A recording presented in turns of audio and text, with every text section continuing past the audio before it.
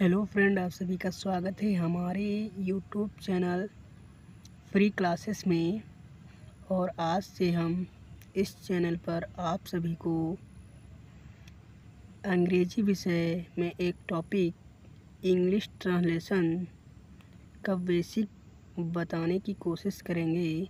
अगर आप सभी को वीडियो पसंद आती है तो वीडियो को लाइक, शेयर और वीडियो पर कमेंट करके ज़रूर बताइएगा। तो चलिए फ्रेंड, हम स्टार्ट करते हैं बेसिक से। और आज का बेसिक में जो हम पढ़ने वाले हैं सेंटेंस। आज हम समझेंगे सेंटेंस किसे कहते हैं। देखो बेटा, सेंटेंस जिन शब्दों के समूह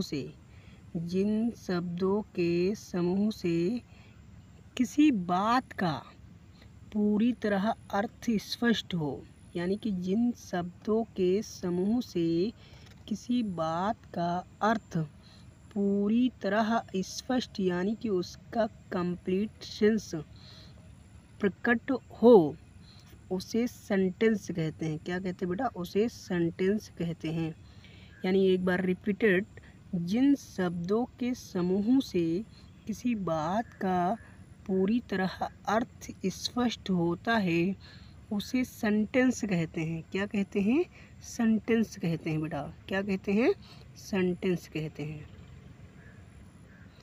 अब हम देखेंगे सेंटेंस का स्ट्रक्चर, यानी कि स्ट्रक्चर ऑफ सेंटेंस, वाक्य की रचना कैसे होती है। तो देखिए ध्यान से दोस्तों, देखना इस यहाँ पर हिंदी में जो वाक्य की रचना होती है उनमें सर्वप्रथम सब्जेक्ट होता है और सब्जेक्ट के बाद ऑब्जेक्ट होता है। क्या होता है? ऑब्जेक्ट होता है। उसके बाद मेन वर्ब होती है। क्या होती है बेटा? मेन वर्ब होती है। उसके बाद हेल्पिंग वर्ब होती है। क्या होती है? हेल्पिंग वर्ब होती है। लेकिन इंग्लिश में इसका उल्टा होता है। क्या होता है बेटा? इसका उल्टा होता है। यानी कि इंग्लिश में क्या है, सब्जेक्ट तो जैसा कि हिंदी में सब्जेक्ट पहले स्थान पे होता है, उसी तरीके से इंग्लिश में वाक्य रचना करते समय सब्जेक्ट पहले ही स्थान पे आता है। लेकिन सब्जेक्ट के बाद इंग्लिश में हेल्पिंग वर्ब आती है। क्या आती है बेटा? हेल्पिंग वर्ब आती है। और उस हेल्पिंग वर्ब के बाद मेन वर्ब आती है। क्या आती है बेटा? मेन वर्ब आती है। और मेन वर्ब के बाद ऑब्जेक्ट आता है इंग्लिश में। किसमें? इंग्लिश में। और ऑब्जेक्ट के बाद जो वाक्य शब्द बचते हैं उनको अदर वर्ड में जोड़ दिया जाता है। यानी कि एक बार इंग्लिश की जो सेंटेंस स्ट्रक्चर है हम उसको देख लेते हैं। इंग्लिश में सबसे पहले सब्जेक्ट, फिर हेल्पिंग वर्ब, उसके बाद मेन वर्ब और उसके बाद ऑब्जेक्ट और फिर अदर वर्ड। आशा करते हैं आपको वीडियो पसंद आ रही होगी। तो चलिए हम आगे बढ़ते हैं और जानते हैं नोट, वाक्य में सब्जेक्ट एवं वर्ब को कैसे पता करेंगे। वाक्य में सब्जेक्ट और वर्ब को कैसे पता करेंगे, तो ध्यान से सुनिएगा, ध्यान से देखिएगा वीडियो को।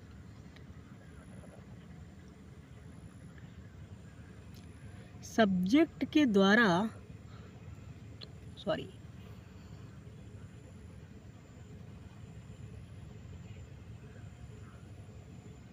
नोट, वाक्य में जो सब्जेक्ट एवं वर्ब को कैसे पता करें।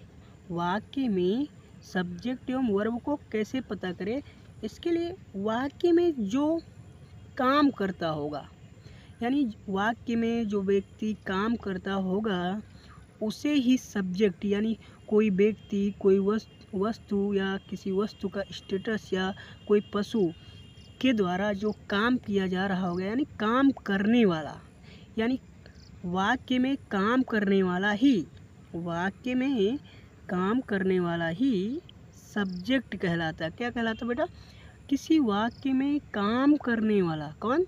काम करने वाला ही सब्जेक्ट कहलाता है। वाक्य में जो व्यक्ति, वस्तु या स्थान काम को रिप्रेजेंट करते हैं उसे ही सब्जेक्ट कहते हैं।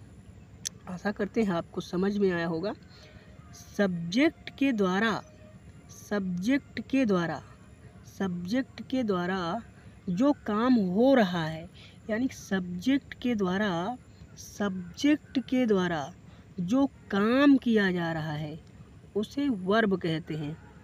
सब्जेक्ट के द्वारा जो काम किया जा रहा है उसे वर्ब कहते हैं। और वाक्य का बचा हुआ भाग, और सब्जेक्ट और वर्ब को छोड़कर वाक्य में जो बच जाता है, जो शब्द बच जाते हैं उसे ऑब्जेक्ट कहते हैं। क्या कहते हैं? ऑब्जेक्ट और अदर वर्ड कहते हैं। क्या कहते हैं? ऑब्जेक्ट और अदर वर्ड। ओके, अब हम जानेंगे सेंटेंस होते कितने प्रकार के हैं। सेंटेंस होते कितने प्रकार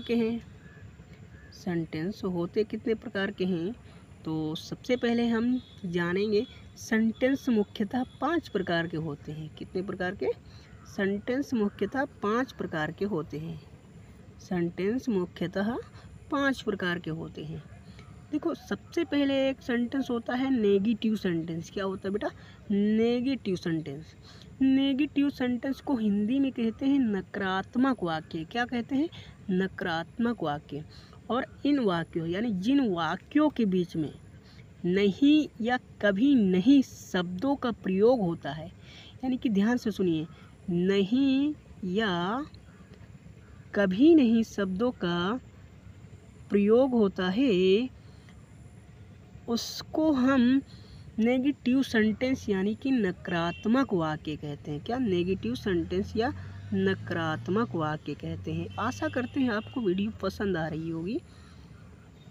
आगे बढ़ते हैं फ्रेंड्स।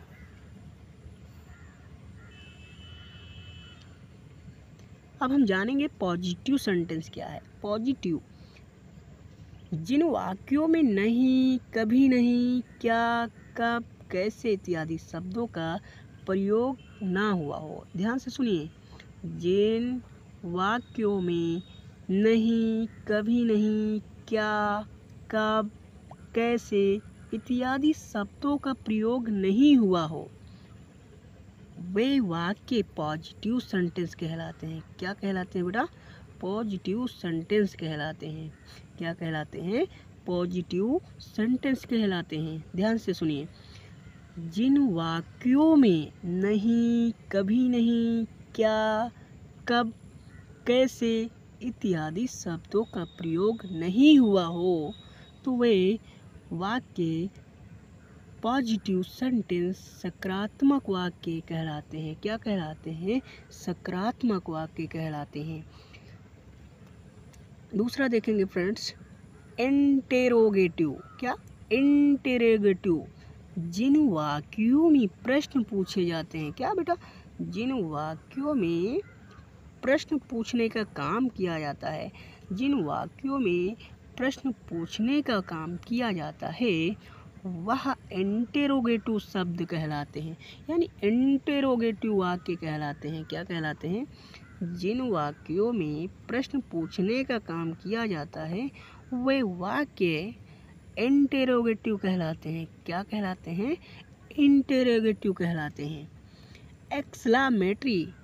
एक्सक्लामेटरी सेंटेंस, मन से जो बात अचानक निकलती है, मन से जो बात अचानक निकलती है, मन से जो बात अचानक निकलती है उसे एक्सक्लामेटरी सेंटेंस कहते हैं। यानी हृदय, यानी कि मन से जो बात अचानक निकलती है उसे हम एक्सक्लामेटरी सेंटेंस कहते हैं। और लास्ट का फ्रेंड जो है इम्परेटिव सेंटेंस है। क्या है? इम्परेटिव सेंटेंस है, जिन वाक्यों से आज्ञा, ऑर्डर इत्यादि प्रकट होता हो उसे क्या कहेंगे? इम्परेटिव सेंटेंस कहेंगे। जिन वाक्यों से आज्ञा, विनय, विनम्र इत्यादि प्रकट होता हो उसे इम्परेटिव सेंटेंस कहते हैं। Thank you for watching my video. And अगर वीडियो आपको या आप सभी को समझ में आ रही हों तो प्लीज़ हमारी वीडियो को सपोर्ट कीजिए और चैनल को सब्सक्राइब कीजिए। और अगर कोई गलती हो गई हो तो हाथ जोड़कर क्षमा प्रार्थी हूँ। धन्यवाद।